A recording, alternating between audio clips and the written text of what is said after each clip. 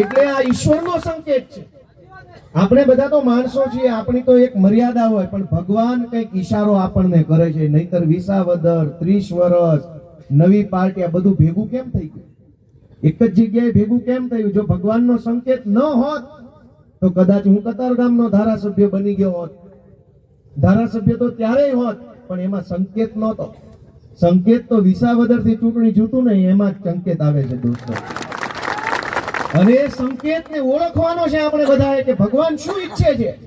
ભગવાન એમ ઈચ્છે છે કે હવે આ ચોર અને ભ્રષ્ટાચારીઓને સજા થાય, હવે આ ઘર ભેગા થાય, એવું ભગવાન ઈચ્છે છે દોસ્તો.